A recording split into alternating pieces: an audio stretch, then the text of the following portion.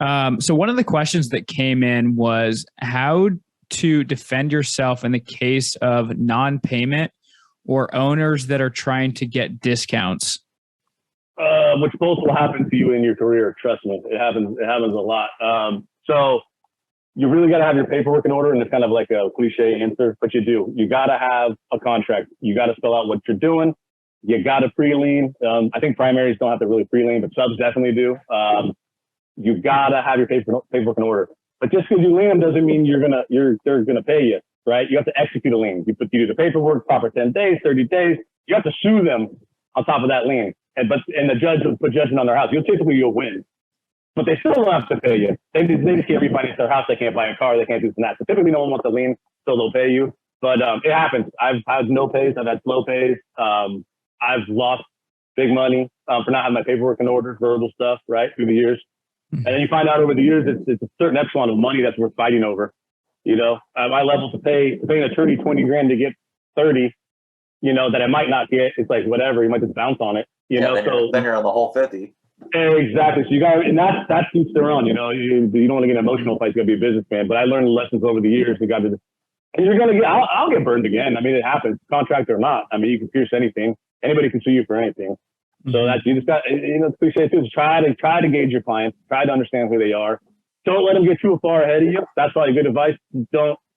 I've been guilty of that. Don't leave too much at the end of the contract for a final payment.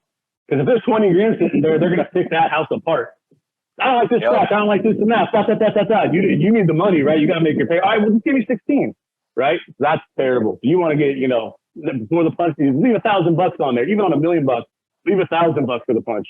Yeah. Because they will run you hard. Yeah, you got to really write your contracts correctly, understand the cash and when you need it, and don't leave too much. If your foundation's done, paid in full, framing, progress, paid in full, everything. Just you get your money up front for windows and materials and doors. And if they don't want to give it to you, make them pay. Yeah, if they get too far ahead of you, you're in trouble. What sucks is a lot of it is learning lessons, because I can totally relate with what you're saying right now.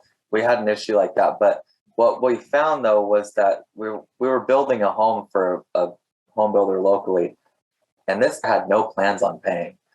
Reason being is, what are you going to do? You're going to freaking lien his house. It's his personal house. He's keeping this thing until he's passing it to his kids. Yeah. Like he had a game plan from the start.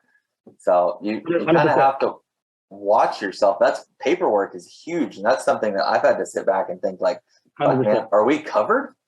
Yeah, you got it. You start understanding it's worth paying some money to a good attorney.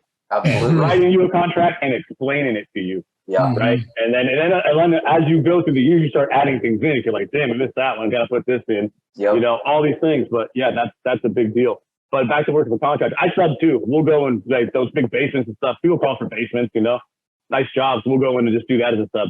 But my biggest problems have been contractors. They're notoriously, to me, I mean, no offense to the paper guys out there, but they're notoriously just always weaseling some money here, even just a couple grand. It's just like, I feel like that's how they make their money, but I no digs on the paper guys. But plenty of digs on the paper guy, because they're not picking up a shovel to dig anything anyways.